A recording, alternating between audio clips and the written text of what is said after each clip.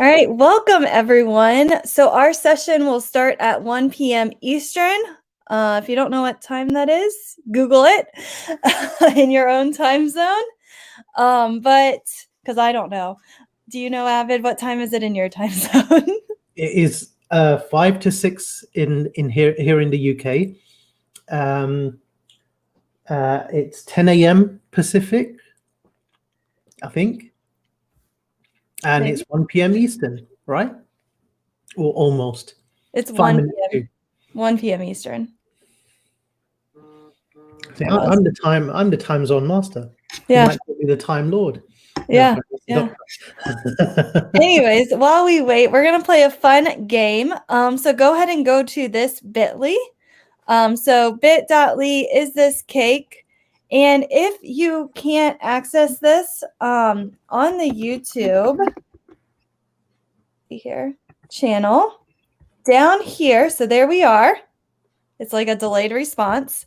Down here, you can get the slide deck for the session. All right, and then you can, I'll put in here the speaker notes for this in case that bit.ly is locked. And we're going to play a fun game while we wait for it to stop. So down here is the link for that Google form. And all you have to do is answer, do you think this is cake? Do you think this is cake? And then we'll go over the answers very shortly.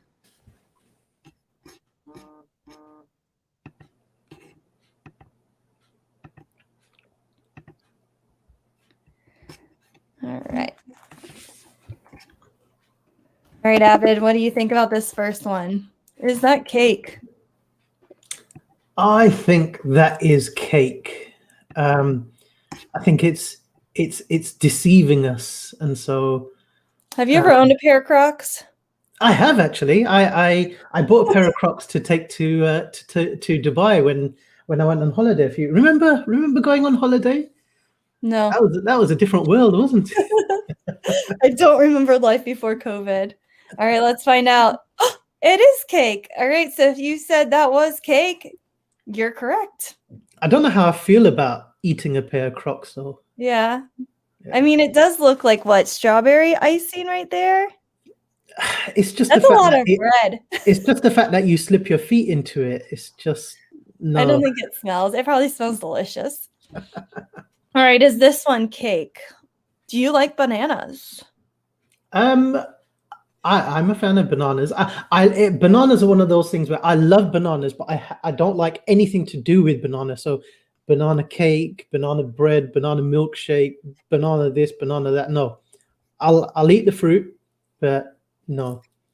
I think that is a real fruit. The detail there looks too good to be a cake. I know they did do a pretty good job. I think it's cake. And AJ loves bananas right now. Like, I don't know if this is good, but he ate 3 bananas yesterday. I think there should be like a limit on how many bananas you can have in a day. He's getting that potassium in. Oh my gosh, that's cake. Yeah, look at that. It looks like it's chocolate cake. Wow. That is some level of art there, that is. It is. All right, is this one cake? Looks like it's an umbrella, maybe? I think that's an umbrella. I mean, how would you even bake something in that shape? Yeah, especially because like air in those pockets right here. I think that's not a cake. Nope, not cake. Oh, toilet paper. This is relevant for 2020 when we ran out of toilet paper. What do you think about this one? I think, you see, it's the roll hole in the middle that is and like this detail on it, like look at all that. I mean, the detail looks a bit too detailed, so like I think it's something that someone's done. So yeah, I'm gonna go for it's cake. I think it's cake too. It looks like it's cake, and it looks like maybe raspberry or like a again it's one of those cakes where it's just like, but that's a toilet roll. I don't think I would eat this. Oh, this one looks like a plant, maybe, or a cake. No, that looks like that definitely looks like cake. The I think it's plant a pot, plant. the plant pot is not solid enough. It doesn't look perfect enough to be. I think there's imperfections in the plant pot. That I is mean, look at the definitely cake. dirt, though. Like, The dirt will be like chocolate crumb sort of stuff, like granola, grinded granola or biscuit. Sorry, I don't know. cookie for the Americans. All right, let's find out. Oh, it is cake. Told you. Yeah. All right. If you're just joining us, we're playing Is This Cake? And if you need the slides, they are down here. Is the slide deck, and you can just click the description on the YouTube channel and join us. If your bit.ly does work, you can go to this bit.ly link, if I can get this to go away, and you can join. If that does not work, right here you can click and go to the Google form and answer along with us. So right now, Abid and I are at the shoe, and I don't know, Abid, what do you think about that shoe? I think that's a real shoe. The creases in the shoe. Again, I would not eat this. Yeah, no, again. Hope it's not cake. This next one is tricky. It's like soap. Like, how did they get that foaming? I think this is cake because I think the foam has been done. It's like the foam that you get on the froth you get on your coffee. Oh Coffee. yeah, or like a hot chocolate type of. Yeah. I could see that, like the milk. All right, I think it's cake too. Oh, it is. Now piano. I think that looks real. That's not cake. The way the knife is pressing down on the on one of the keys, I think that is a real piano. Yeah, that's not cake. Nope, not cake. And then we have a pizza. Pizza cake, pizza. I don't know. What do you guys think? It's a pizza cake. I think that's cake. Yeah, and I don't know what is this? Yeah, like I don't put that on my pizza. What toppings even are they? It's like someone's thrown porridge on the pizza. Yeah, it looks like there's mushrooms, pepperoni. Oh, it is cake though, and it's a chocolate cake. Again, I don't think I could eat this. I think that would be a very confusing taste sensation. Yeah, because my mind would be like pizza and salty, like the pepperonis, and then you bite in and it's sweet. No. Okay, is this a bag or is it cake? I think that looks like a handbag. I think so too. I don't think this is cake. No. All right, last one. Is this a yoga mat or is this cake? That's a yoga mat. I know the way that it's standing. Yeah. Like, there's no way that's cake. And it's not cake. All right, we hope you enjoyed our game. Is this cake or not? Which is really interesting because there's so many different options for the cake. And again, if you need the slide deck, you can go here or you can go onto the YouTube channel, and down here I've linked it for you. So you can either click or you can click the bit.ly. So type in bit.ly, okay, Google 20. So Abid and I or Mr. Abid and I are really good friends. We've done a session for adults, and the session for adults was just called Okay, Google, Organize My Life. And surprise, surprise, adults are not organized. I know that sounds crazy because you're like, oh, adults have it all together. They don't. Before Abid met me, his inbox was insane. Like, I don't even know. How many emails did you have, Abid? Oh, I had thousands. Yeah. I was well over like 20,000, I think. Yeah. And now he's like almost at inbox 0. So this can be life-changing, and we're going to talk about different strategies to help you organize your life. Organizing your life can help you with your wellness. It can also help you with getting things done and saving some time. So I am Stephanie Howe. I work in Pickerington Local School District, which is in Ohio. And then I'm joined with Abid, who is... I'm Abid Patel. I'm an IT director at the Leading Learning Trust here in London, UK. And Abid, I know everyone's wondering, have you ever met the Queen? I have met the Queen. I've had tea with the Queen as well. So Abid does know the Queen. Isn't that crazy? Like, I wish I knew the Queen. I see her like on the cars. There's like stickers and the Queen's on the car, and I sometimes park by her, but it's not the real Queen. So Abid has had tea with the Queen. What's her favorite tea, Abid? British tea. Oh, With milk in it, made with a kettle, not microwave. We don't microwave our tea here in the UK. Has to be boiled in a kettle. gotcha.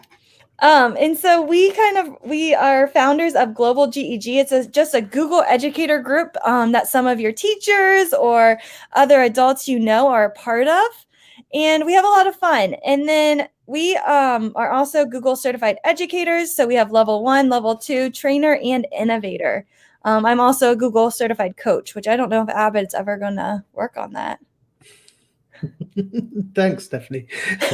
The first section we're going to talk about is Google Drive. So our favorite topic. Grid view versus list view. There's a right view and there's a wrong view. And the right view is grid view.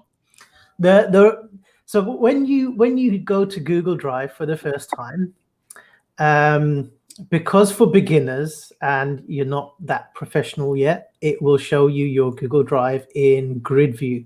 So grid view, you will see nice thumbnails and you will see all of your folders at the top, and you'll see previews of your files.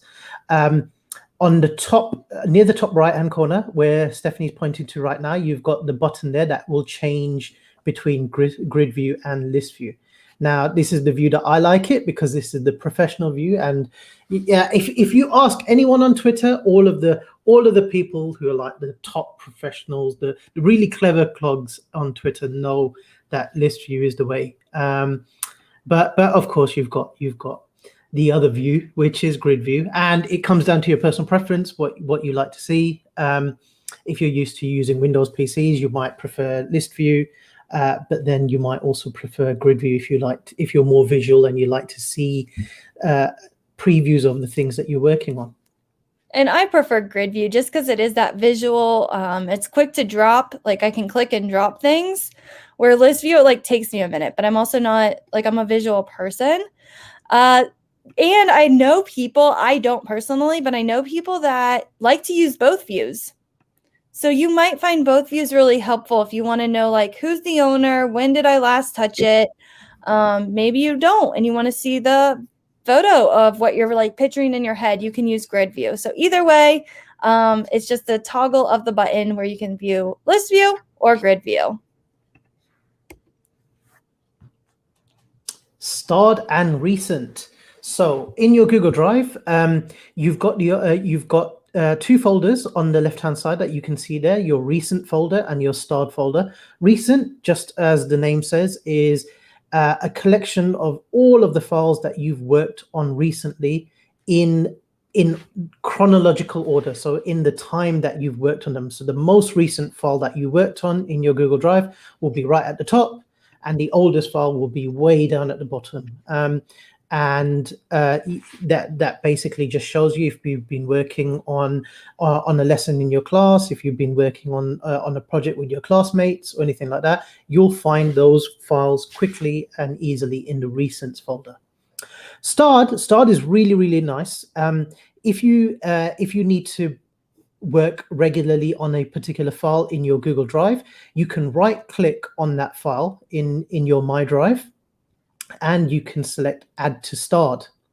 And once you add that file to, once you click on that, Add to Starred, if you go to your Starred section, you'll find all of the files here. So if you're working on something important regularly, if you're working on a project, or if there's something that you if there's a spreadsheet, for example, that you just regularly update or keep track of some sort of data or something, or anything that you you think that is important that you want to come back to at a later time, you can always use the add to starred, and it will always be there ready for you to find in the starred folder. So it's just quick and easy and helps you to save time. You can also star folders. So up here, like I've starred different folders that I might use. And if I didn't want it, I can just right click. So 2 fingers, 1 click. And I can also remove from starred. And then it's no longer in my starred folder. So this can be helpful if maybe you have a class in a certain trimester or quarter, and you just need it for that quarter or that time, and then you don't need it next school year or whenever. You can just right click and then hit remove from starred. And it's no longer in that folder. It just goes to wherever you placed it in your drive. Next up, folders. So one of our friends, Stephanie Rothstein, always likes to say, every file should have a home, and no file should be homeless. And the way to do that is put everything in folders, and it makes everything look really nice and organized. So to create a folder, you can simply right click on an empty space and create a new folder, and then you can give it a name, or you can just click on the new button in the top left hand corner and click folder, and then again you can just give it a name there.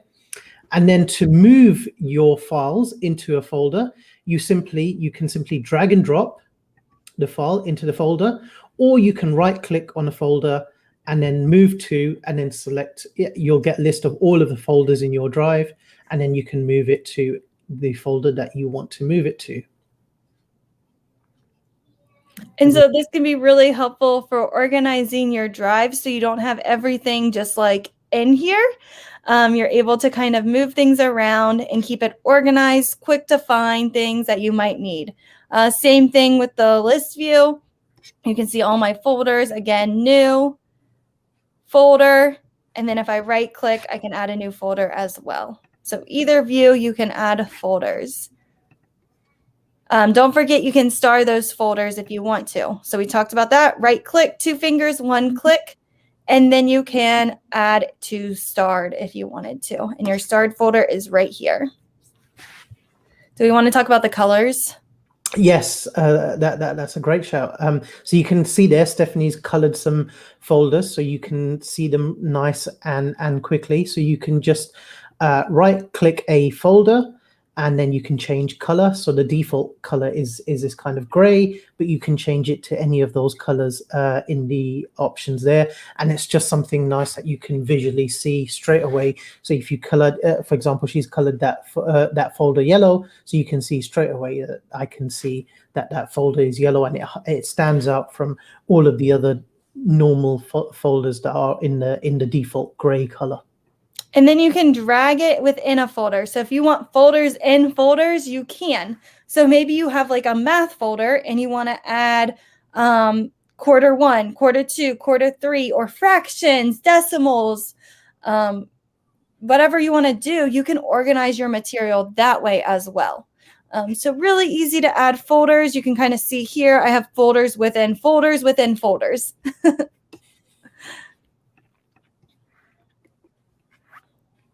Emojis. Oh yes, we all love emojis. I don't think I've met anyone who said, I don't like emojis at all. And you can rename your folders and your files using emojis. So if you're on a Windows PC, you can press Windows and period, or full stop, as we like to call it here in the UK, and that will bring up an emoji keyboard. If you are on a Mac, you can use Control, Command, and Space, and that will bring up the emoji keyboard like Stephanie showed there. And if you're using a Chromebook, you can either use the on-screen keyboard, or you can simply right-click in the text field and then select emojis. And then so when you right-click on a folder and then go to rename, you can then rename that particular folder with an emoji. And you can also notice that this does move the order of the folder. So it was down here and it moved up here. You might also want to like number your folders. So like 0, 1, so it pops up first if you weren't using emojis. So just think about that too. If you want to like reorder things so it's in a certain order, you can use emojis to help you do that. Next up, search. So believe it or not, Google are really good at search. Who'd have thought, hey? And that wonderful, powerful search is right here within Google Drive, and it helps you find any files that you need to find. And just by clicking on the search bar there, you can type in anything that you want to search for, and then it will give you all of your search results. So you can see Stephanie's typed in OK Google Organize, and she's got all of those results at the top. You can also go into a bit more detail. If you click on the little triangle there, you can then select from lots of different options. So you can choose a particular type of file. You can look for if you want a different owner or a specific owner, and the location, if it's in your My Drive or your shared drives or in your shared with me or somewhere else, whether it's in the trash or whether it's in your starred. And you can go into lots and lots of different options there where you can really get really detailed with your search if you're trying to find a specific file, and simply typing the name is bringing up too many options. So it's really handy to use the advanced search, which you can find by clicking on that little arrow on the right hand side of the search box there. And so right now I searched just presentation. So it's pulling up all of my Google Slides I've made. And Avid, did you get your birthday card today? Yes, I got my birthday card. It's today. Avid's birthday today. It's my birthday every day. It is. So right here, I can see that it opened up all of these different slide decks because I typed in type presentation. You can also type them in as you get good at learning them, but it's so nice to just go here. I want to search Google Documents, search, and it's able to search just Google Documents. So if you know what you're looking for, but you forgot what you called it or something like that, it might be helpful to look for it in grid view rather than that list view. All right, now we're going to go into Google Classroom. So Google Classroom is a way to organize your classes and your classwork. This is how your teachers send out information to you. And it's important to stay on top of all of this different information. So the first thing that we're going to talk about is how to reorder those classes. So you can see in this GIF that they are dragging and dropping them to reorder them. So I'm in here and I want this testing out rubrics to be first. I just click and drag it. Maybe I want my classes in order for the periods that I take my classes in. So I've got period 1 here, period 2 here, cohort A, I want that to go in front of that one, cohort B. I'm able to move my classes around and keep them kind of organized and up to date with what I need to do in the order that they're in. You can also go to the 3 dots and you can move. And then you can move them to where you want them to go. And then they will just kind of move for you. So again, you can drag and drop or 3 dots and click move.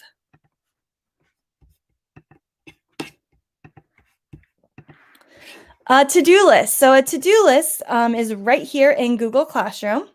And I can search all of my classes, or I can just search one class that I might have. And all you have to do is click. And then I can see I have 1 assignment for this class. Let me go back to all classes. I have 200 assignments with no due date that I need to get done. So I'm going to need to kind of work on that probably today. This week I have 1 assignment that's due. And then next week I have 4 assignments due. So this can kind of keep you up to date with what's due and what order. If we go to the missing category, I can see I've missed 10 assignments and they were due today at 7 a.m. So I need to get those done. I've also missed earlier, like last week, I had 10 that were due that I didn't do. And then I had 200 that were way earlier that I need to get working on. I can also go to this done folder and I can see what I have done. So I'm able to say, okay, I did do that. I did turn that in. And I can check that if my parents ask me about, have you done this assignment or not? Same thing with the missings. I can go right in and click right into that class and see what I need to do in order to complete this assignment. So that to-do list can be really helpful if you need something to kind of help you remember what is due and when is it due. Wow, Stephanie, you need to work a lot harder. You got far too much outstanding. I do. I'm a really bad student. So tip 3 is topics.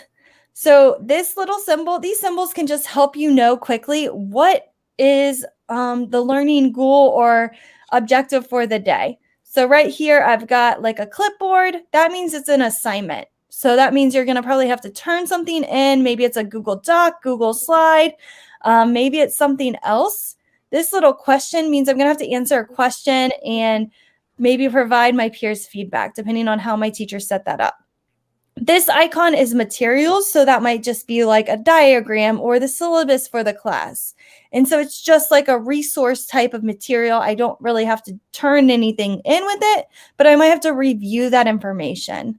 So that can just be really helpful to know these different icons when you're looking in Google Classroom, that because this is like overwhelming. So I can see right here, I have an assignment due.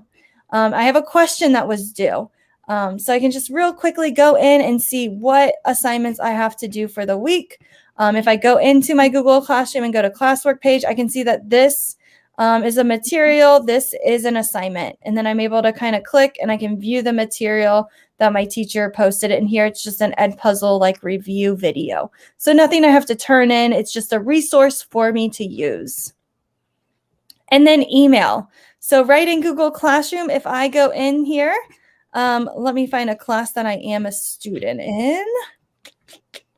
I want to say, we'll go in here. So in here, if I go to people, I can email my teacher right from this screen. So I just have to go to the 3 dots and I can click email. And then it's going to take me to my email, my Gmail, and I can send a message to my teacher. So if I'm already in Classroom, it might be quicker to just go to the People tab and send an email rather than opening up another tab, opening up email, and so on. So again, that could just save you some time when it comes to Google Classroom. And now we're going to learn how to become a boss when it comes to Inbox Zero. All right. So I want you to reflect for a moment. What GIF do you think about when you open up your email? Is it you want to hit your computer with a hammer? Is it you have so many unread emails like that squirrel and you just want to run away?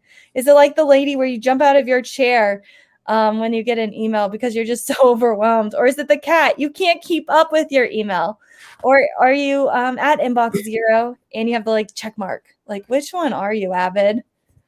I'm definitely the cat. I get so many emails on a daily basis and having to, I think Inbox Zero is brilliant there. I love that emoji about the wellness because it really does help you to feel on top of all of the things that you're doing. But at the same time, it's really addictive. I want to stay at Inbox Zero. I don't like seeing that one email in my inbox that I still need to attend to. And so I definitely feel like the cat because I want to get that email out of the way, archive, delete, mark it as done, whatever. But I have to have the Inbox Zero. Yeah, I'm the cat too. I have to keep up with my inbox as much as I can. I get so many emails a day. And Google Classroom can also kind of get overwhelming too, which if you go into Google Classroom and go to your settings, you can kind of control your notifications as well. So maybe you want to receive emails, maybe you don't. I would suggest keeping some of these on so you get notified, but look at these and see what can you turn on and what can you turn off. Maybe there's certain classes you can keep on or turn off. So looking over those two can maybe help you control your inbox. Because I'm a teacher in a ton of different Google Classrooms, and so that really helped me. I turned off a lot of the classes that I don't need because I don't need to be notified every single time that a student turns in work or a teacher assigns something. I'm just in there in case I need to do something to help the teacher. So definitely looking over those notifications can help. So signature in your Gmail. So this helps you to make your emails look really, really nice and professional. And it's really easy to set up a signature in your Gmail. So here we can see Stephanie's Gmail. So if you just click on the settings gear in the corner, that brings up the quick settings menu. And then you can go to see all settings. And then you can scroll down in the general settings to somewhere near the bottom where there's the option for signature. And so you can then type in your, you can then create your new signature. You can type in your name, maybe your grade or your year group, who your teacher is, and then just a bit more information about yourself that you might want people to know. Just be aware that sending this out goes out to anyone you send an email to. So always make sure that you don't put personal information in your signature if you don't want to be contacted. And then you can then select to say that I want this signature to go out with every new email. And then you've also got the option that every time I reply or forward an email, it also puts in the other my signature that I want it to go out. And then you have to remember to save. Make sure you save. And this can just help your teachers if they're trying to find you, or like a guidance counselor or the principal. If they're just trying to find you, and you do need to set this up when you get into like the real world, they kind of expect us to have signatures.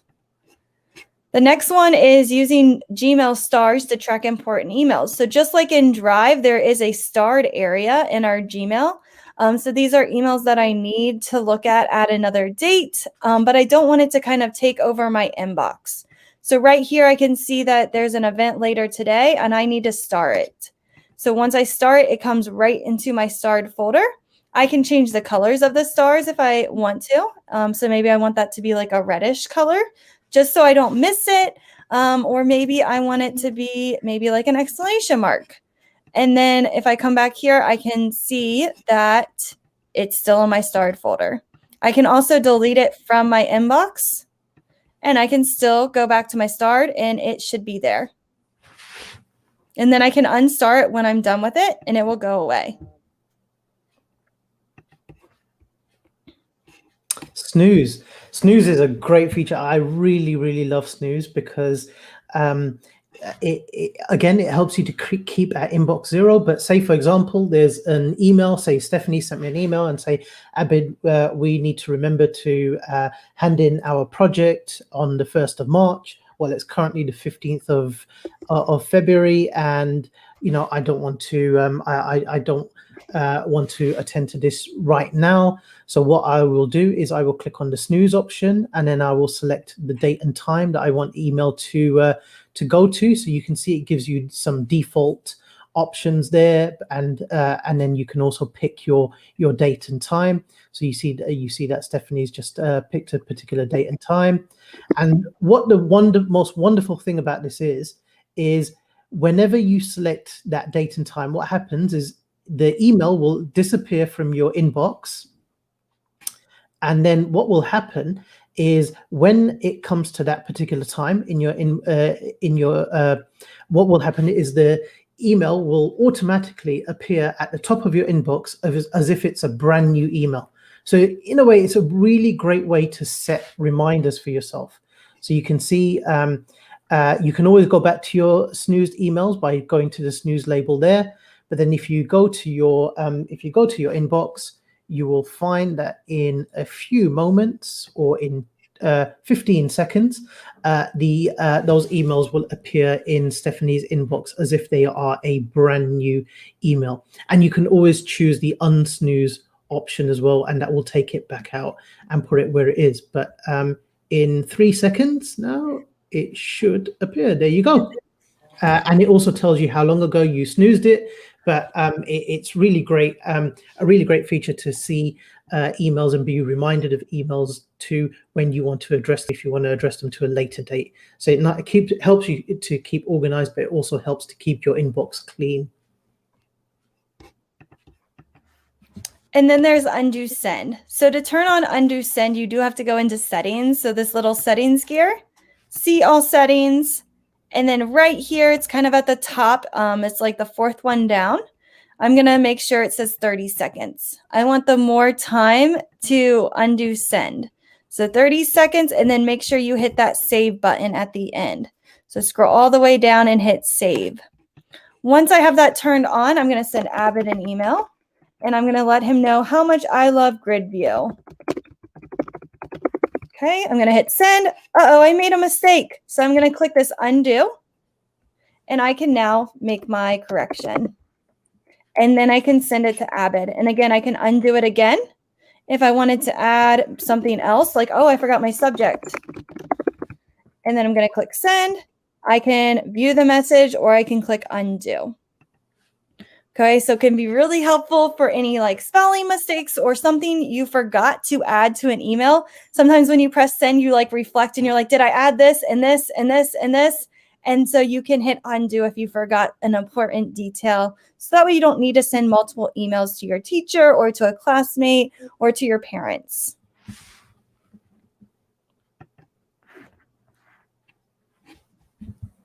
Templates. So templates. So templates are really nice, a quick time-saving feature if you have an email that you may type on a regular basis or something that you repeat quite often. Now, to get templates, you just when you go to compose a new message, you click on the three dots, and then you should find the templates there. And then you've got lots of options for any particular templates that you've done. But what we need to show you first is, so first what you need to do is you need to write your email. So if you compose a new email and then maybe write something that you do on a regular basis, and so you see Stephanie likes to send me this email quite often, and what she will do is she will click on the three dots, go to templates, and then save the draft as a template. And then you can save it as a new template, give it a name. And then once you click save, now when you then go to compose a brand new email, all you have to do is you just have to click on those three dots and then select the template that you just created. So you can see there's a grid view template, and then you can just send that as many times as you need to send it, and you don't have to type the email out over and over again. So it's a really nice time-saving feature. If you don't see the templates option, then you just need to activate it in your settings. So if you go to settings and then see all settings, I think it's in the advanced section, I think.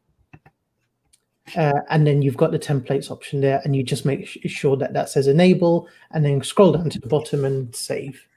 And then you'll be able to use templates. Also, a really good template that I've helped some students set up is like emailing teachers. So like this is just nice because it says like, hello, I'm writing to you because, and then I can have these questions there to help me prompt my response to my teacher. So what is your question or reason for the email? Let the teacher know. What kind of answer do you want? And then what have you already tried? Sometimes teachers like to know, what problem-solving steps have you taken to solve the issue? Maybe provide screenshots of any error messages you see if you're getting an error message, or maybe letting them know an answer is wrong or you have a question about one of the questions can really help. So having this template available can help your teachers and yourself get an answer quicker because you provided more details and you're not playing email tag of what and asking more type of questions. And then we're going to talk about labels. So labels are like folders, like with Google Drive. So you can see all of these different labels I have in here. And then you can also see that you can change the colors. So if I go to these three dots, I can go to label color and I can change the color for my label. To create a label, the easiest way is just to open up an email that you already have and clicking the folder. I can send it to a label this way, or I can create a brand new label. So I can create a new label, or I can create a label within a label. So that's like a folder within a folder. And then I can move this Google, this email to that label. You can also open up more and you can drag them to those different labels. So again, open it up, go to the little folder with the arrow, drag and drop it to a folder already there, or create a brand new one.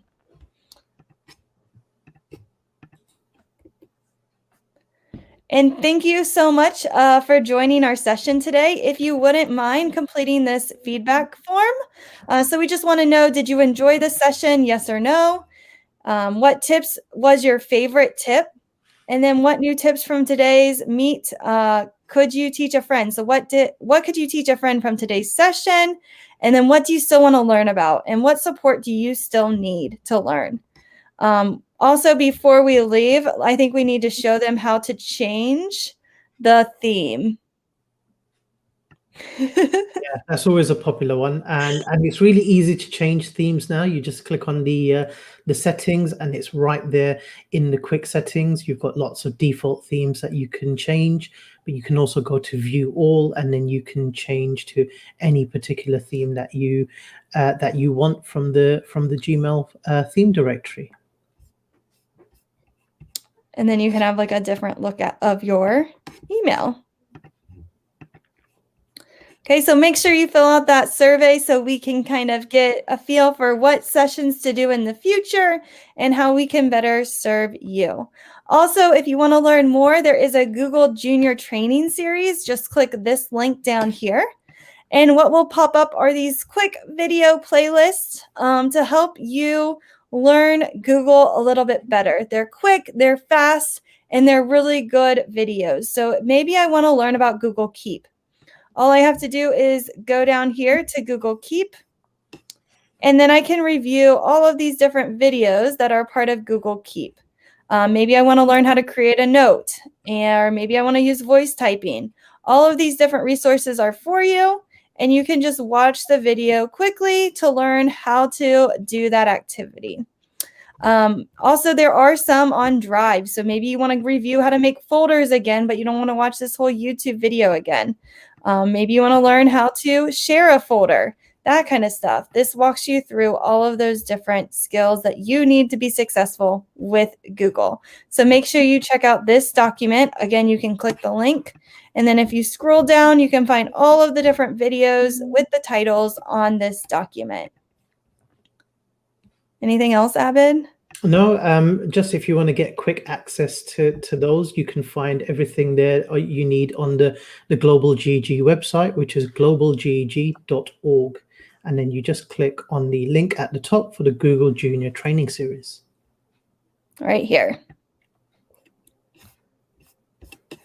All right, well, make sure you fill out that survey, and thank you so much for watching today's session, and let us know what support you need for further assistance. And by the way, Abid's wife is a baker.